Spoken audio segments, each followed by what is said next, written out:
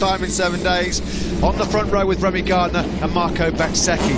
Raul Fernandez, the impressive rookie, his best qualifying in his fledgling Moto2 career. Antonio, Roberts and Canet on a high-quality road. Reynas, Buliga, Bobier and Benchschneider, all the Bs on row 5 ahead of Schrotter, Navarro. Hay leads row 7 ahead of Tony Arbolino and the experienced Tom Luthi. Then Yari Montella, Somkiat Jantra, a former winner here in Qatar. Hector Gartho and Happy Shiring go from row 9. And Tommaso Marcon into warm-up lap begins here for Moto2. 20 laps coming up of this 5 point. There are the two Americans, Joe Roberts and Cameron Biobiet, just behind them. Marcel, 2-year-old, he gave up quite a few podium opportunities last year, but he started this season off very well. Just looks like I've never seen Fabio Di Gianantonio have back-to-back podiums in the Moto2 World Championship. Can he do so with an Aragon? He's going to have his work cut out to get ahead of the likes of Bezzecchi, Gardner and Lowe's on the front row. It really has worked on that over the last couple of years. Starts of races used to be such an Achilles heel for number 20 points because everyone's playing catch-up. Yeah, last weekend, the 30-year-old Briton facing the chasing pack. Who can stop Sam? Sam Lowe's. A win tonight would make a races since another British icon and legend, Mike Hailwood, way back in 9. For Sam, he keeps an eye on the rest of the pack. Of course, he won't want to arrive on the grid too much. The key of this race will be the last 7 laps. Time management is going to be absolutely pivotal, as it always is. Fabio, he's got big expectations of fighting for the win in round 2 in the MotoGP World Championship after a winning start. Proper bromance going on there, isn't there? So they make their way onto the grid, just testing the brakes. 37 lining up second, and Bezzecchi looking to get himself on the podium for the first time in 2021, rounding away onto the grid. There is Bez. He's ready to go, we're ready to go. It's out in Moto2. Good start from Sam Lowe's, and even better start from the heavy Remy. Come on, Remy Gardner then goes to 4th. That looks like Raul Fernandez going wide, really wide. Bezzecchi leads. Yeah, really good start for Augusto Fernandez. He's got himself already up into the top 5. There he is ahead of Iagura. 5th to 10th in Sector 1 for the Petronas Sprinter Racing Man. On board with their Bezzecchi leading from through the first few corners already. Thought about a move there, didn't he? Sam Lowe's on Bezzecchi further back. End of that Boscascura chassis. Some radical setup change. The gamble pre-race just did not work out from at all. He couldn't be. Gardner will be really happy, Matt, that he's got away inside the top 3. Yeah, Canet, brilliant. All Canet once more up the inside. Di Gianantonio just behind them. Behind him is Sam Lowe's now trying to challenge for the lead. Canet's getting quite busy because he knows that already that top 4 are starting the 2 Red Bull KTMs of Gardner and Fernandez. In 3rd, Gardner ahead of his teammate Raul Fernandez, who's got the slipstream here, and Raul Fernandez might just be up into 3rd. Yeah, good job that there then by Raul Fernandez. Yeah, good for Fernandez. They've exchanged places a few times now already. Yeah, the problem is, while they're not allowing. Further down, Dixon then lost 5 places. Fioliga also not a good start. Yeah, and in Moto2, when everything's so closely matched, it's so hard. This weekend, last weekend, and pre-season testing, his front end on the opening few laps here just looked a tad twitchy. An awful lot about in terms of race trim. Just behind him. Great start though for this race. On this lap, he's been picked off by Iagura and Joe Roberts, so he's back down in 8th place now, the podium man from last Sunday. Here, doesn't want to lose touch of Marco Bezzecchi. He's not put a foot wrong since the lights went out. Yeah, you can see there in the back to pull a bit of a gap back to Iagura. Augusto Fernandez is going the wrong way too, isn't he, on the 37. Bezzecchi, Sam Lowe's can't get close enough to him to attack. 2 laps completed in this Moto2 race. Yeah, this quartet already a cut above the rest. All 4 of them in the 59s quite comfortably. Nobody's top 4. They're in a different league at the moment. Still, that lap record stands from Tom Luthi a couple of years ago. Through turns 4, 5. It was Di Gianantonio out of the seat, lost all of his momentum. Augusto Fernandez did not even have to work. It's getting a bit tight. Iagura is getting his gloves off. He goes through on Aaron Canet. Leads still. The 2 Red Bull KTM Ajo machines are closing. It's been a tough start for the Gianantonio. Pace of the likes of Roberts, Canet and Agura ahead of him. Good ride early on from Iagura in this race in 3rd. It's closing. Look at Sam Lowe's early on the power there again. A bit of a pre-season that there were 3 big guns. Bezzecchi, Lowe's and Remy Gardner. Raul Fernandez has been the surprise. As they stood out, didn't they, on paper? Certainly in the early stages of this one, that's how it's going. Sam Lowe's then challenges one. Yes, he does, and he leads then. Now, this is the big question mark, Matt. Last week, taking the lead there from Marco Bezzecchi, so time to maybe get the hammer down for Lowe's. Yeah, from last week, what Sam Lowe's can do when he gets to the front. I wouldn't be surprised to see the Aussie challenge his teammate in a moment. Bezzecchi, weren't they? Lowe's, Fernandez and Gardner, they all exchanged the fastest lap of this Grand Prix. The Jaguan patient. He's got to find a way through on Raul Fernandez. He's so close to him here. It's hard to overtake. Fernandez, this time around, oh, it got loose. It got very loose. How on earth he got that? Stowe's getting away. That could have been carnage. Yeah, by the time he got through on Fernandez last weekend, it was all too little too late. There was nothing. Some serious skill, you know, to not end up hitting Marco Bezzecchi from Remy Gardner. Yeah, and also not washing out your own. Time has he lost? Not that much to Marco Bezzecchi, but already Sam Lowe's has put 3-4 tenths in. Across the line then for Sam Lowe's. We'll take a look at his lap time. A 59.4 for him, much fun, and likewise Fernandez because of that moment. Yeah, a bit further down the order, shout out to Vergeer and Schrotter.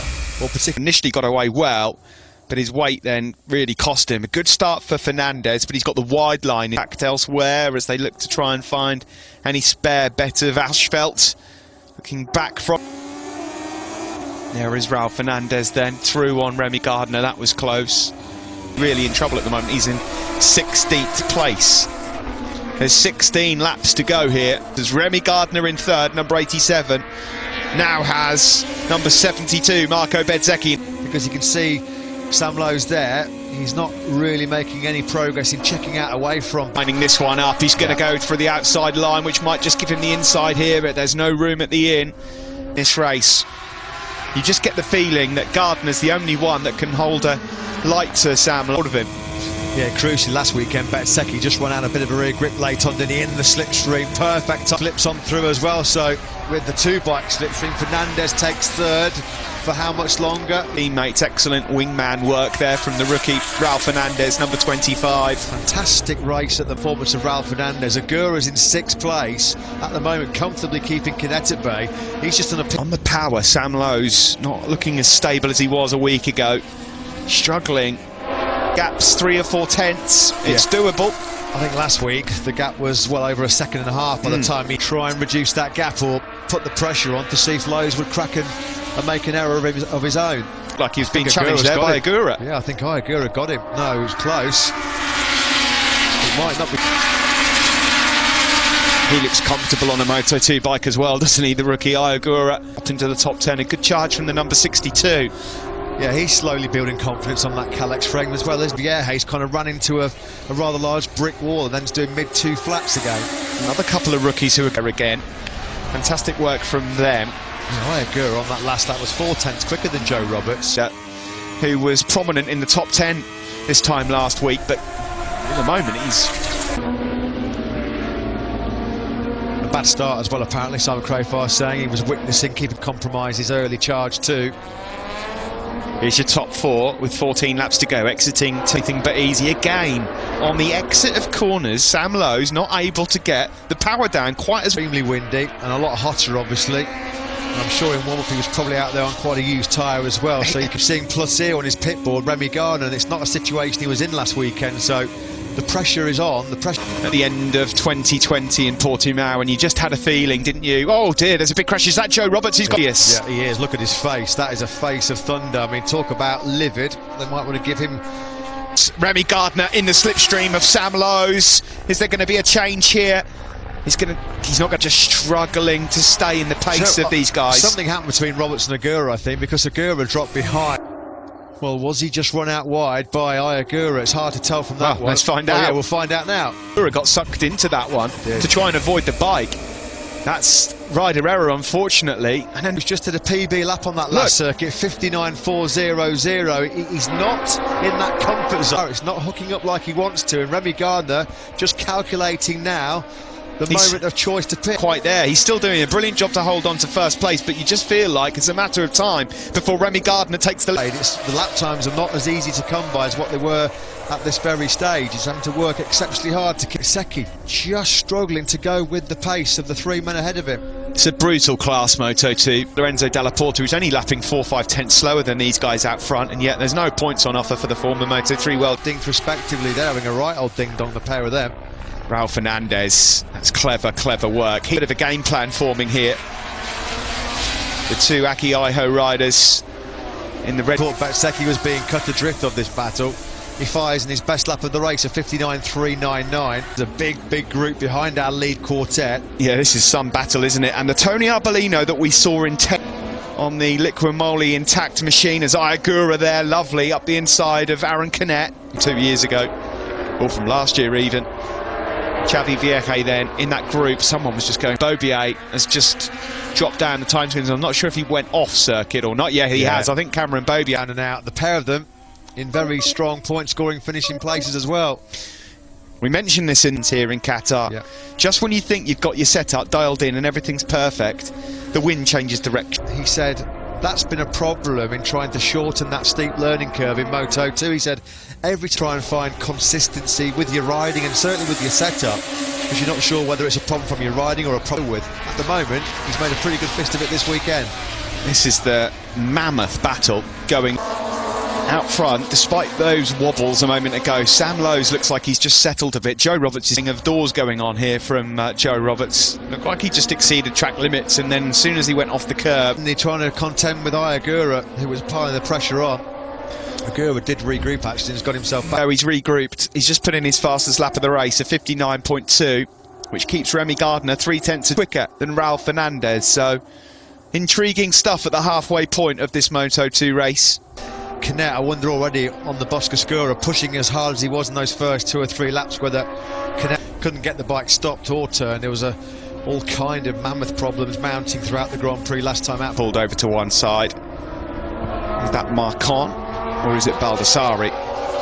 50 points out of a possible 50, but there's 10 laps gone, 10 to go. Still a long way left at the moment, almost 6 seconds.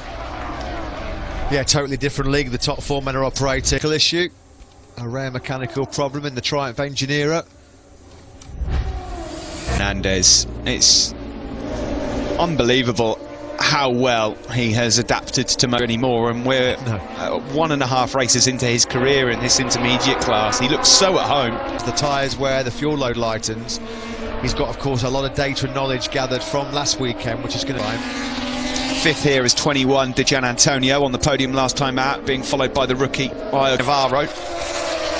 Speed up Boscoscura rider as Tony Arbolino thinks about a move on Aaron Canet. The points at the moment, the likes of Ben Snyder, Gartho, Dalla Porta.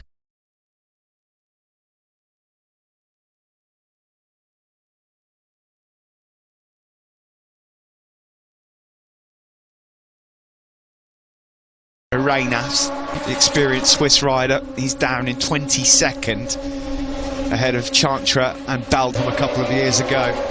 Lowes again just managing that gap to Gardner back, well, about what, 0.3 of a second behind his teammate. 100% sure. We just saw there from 5th to 13th what happened to Dixon in this race. No through. Yeah, and Canet says, well, anything you can do, I can do. Down into pit lane with Simon. I believe you've got Joe Roberts with you. I have, Joe. Not the ideal situation here. Honestly, I got a pretty terrible start and lost. Yeah, it's really windy out there, and I just kind of came through that turn a little quicker, I guess, than before, and onto the curbs there. So, yeah, pretty not great. To talk there, because, you know, in situations like that, it's easy to lose your head. Chin up, Joe. Yeah, if you want to know what it means to these guys, you could just tell there the tone of his voice, how devastated and how a very solid top 6 ride, poor start, and the wind is still a factor here. It's nowhere near as gusty. It's hard to know at this stage whether Gardner's got a little bit left, whether he's just managing his tyres, whether he hasn't got the pace to run away from Sam Lowes, because he would have already made the move on him.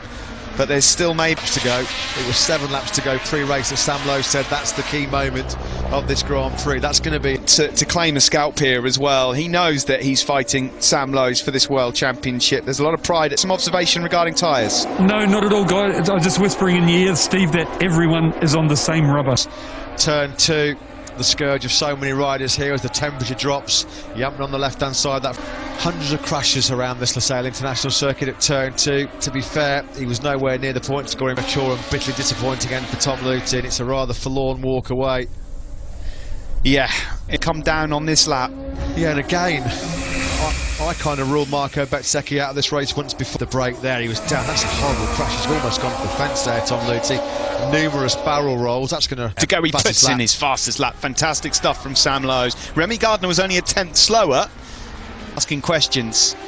Bezzecchi's not going to want to finish one place off the podium yet again, but at the moment he's just... Trotter might have had it coming together because they did not go across the line. No, their names are just plummeting. I can see Schrotter, he looks like he's in some considerable pain, and Jake Dixon there you can just see on the floor as well.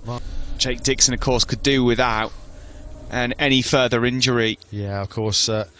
Either way, it's the end of the Grand Prix for both. Not sure what happened there, but they definitely came together. Some no bikes behind him. 4/10 of a second clear is Lowes. That's the biggest that gap's been between. Petronas sprinter hopes then rest on the shoulders there of Xavi Vierge. Stefano Manzi, though, is now up into a great ride for the VR46 Academy man. Yeah, particularly when you look at his recent record, Steve, it's pretty... So, yeah, this has been an excellent ride for Manzi. Bezzecchi then with 6 laps to go, who is just doing a quite brilliant job.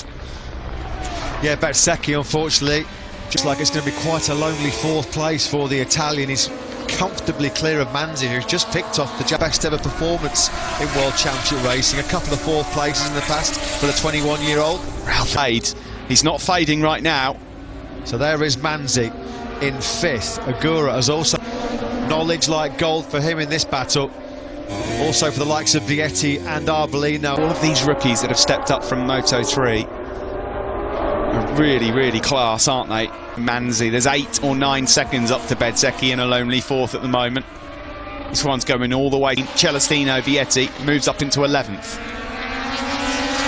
I like the way Vietti's gone about earning, pushing, gaining confidence, of course, bouncing ideas off Marco Bezzecchi as well. There's a lot of information in that Nyar in the past, and he's just doing exactly what's being asked of him here. Get yourself to the checkered flag, stay on board. He's just at the fastest lap of the race, Steve. He's been told to go, and he's going. 59.131. Oh, Raul Fernandez, he was clearly unhappy with the performance of the Boscoscura chassis last weekend. That's not going to ruin. The 2 Red Bull KTM Ajo riders of Remy Gardner and Raul Fernandez chasing down Sam Lowes. Catches out Canet. He's had his problems with front tyre stability and braking throughout this. Up on him in that turn 16. Race over for Canet. Through sector 1, it's the fast right-handers. Can he get on terms with Sam Lowes as they then make their way onto the start-finish straight? Get back-to-back wins here in Qatar. Yes, he really is. Lowes, he's shown no signs of cracking at the moment. You just wonder how much risk Raul Fernandez is going to be willing to take here, because he's not going to have to worry about Bezzecchi. Risk over reward ratio being tested here for Fernandez. Has he got matches and say, okay, yeah, 3rd place, that'll do for me? Onto the start finish straight, he's definitely a lot closer again here, Remy Gardner. Go any faster. That's a pair of 1:59.1s on successive laps for Remy Gardner. The problem deep into turn 1, he's slightly wide into turn 2, but he can make up for that. Nope, he's got Remy Gardner breathing down his neck. He's riding very well under intense pressure. On board now. Fernandez himself got back down to the 59.2s. He was just a fraction slower than Lowes. Can anywhere.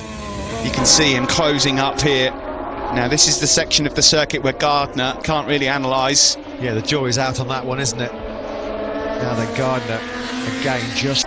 Here we go. This is where he's got to try and find something. It's so fast through turns to make a move into the left-hander at turn 15. It doesn't look like he is on this lap, but Matt, I suppose...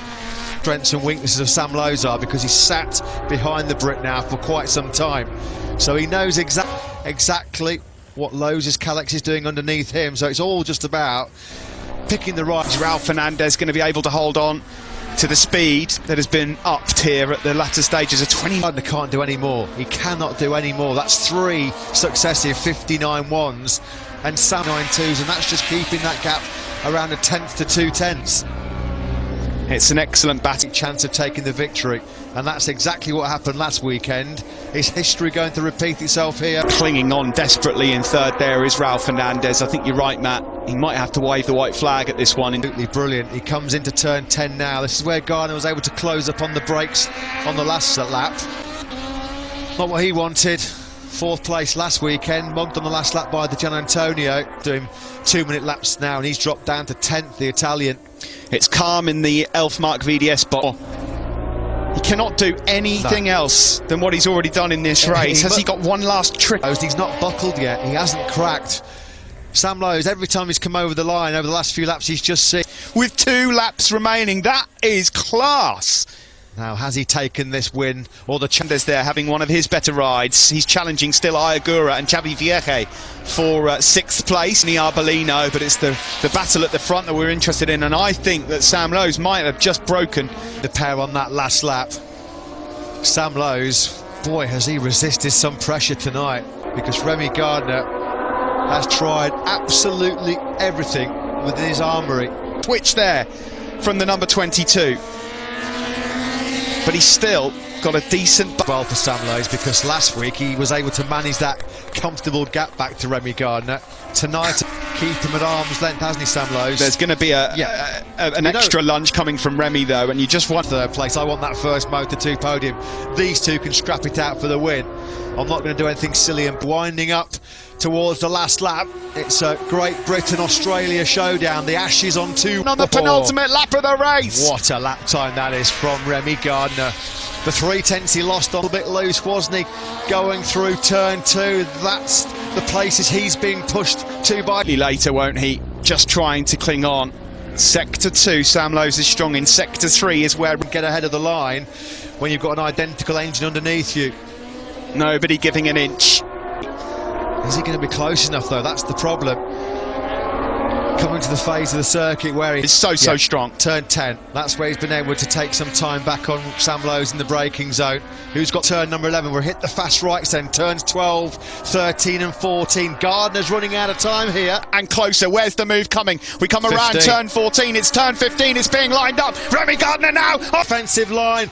Gardner, he can't find a way through. Now he's going to gamble on the slipstream. Sam Lowe's desperate to get on the power. He's not going to make it. Back-to-back wins in Qatar for Sam Lowe's. A brilliant run. Last lap from both Lowe's and Gardner, and that just shows you what you've got. Fernandez, his first ever podium in Moto2 World Championship, jousting it out for the victory on the final lap and exchanging fastest laps of the run. Wasn't he coming out the final corner? He just lost the traction as he squeezed on the throttle, and that top pressure throughout that Qatar Grand Prix. It was much harder as he anticipated than his win here of Sam Lowe's and the Elfmark VDS Racing Team. 50 points up for grabs, and they've taken every single... It's a fantastic effort.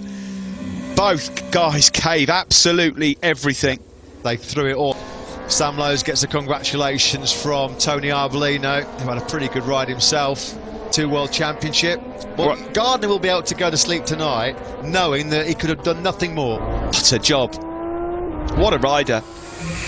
This was the final lap then. This was the replay, Remy Gardner.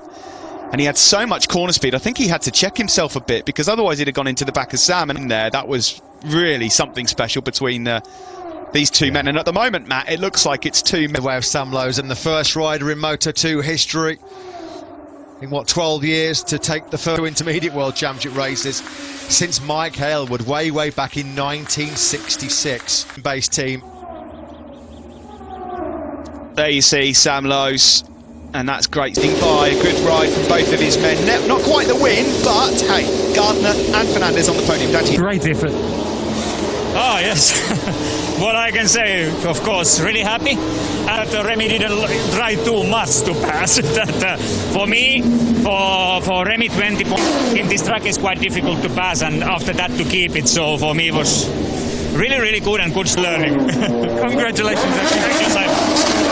Yeah, congratulations to Aki Ajo and the Red Bull KTM. So far has been all about one man, and he goes by the name of Sam Lowe's from Great Britain. Quick mention to some of the other rookies.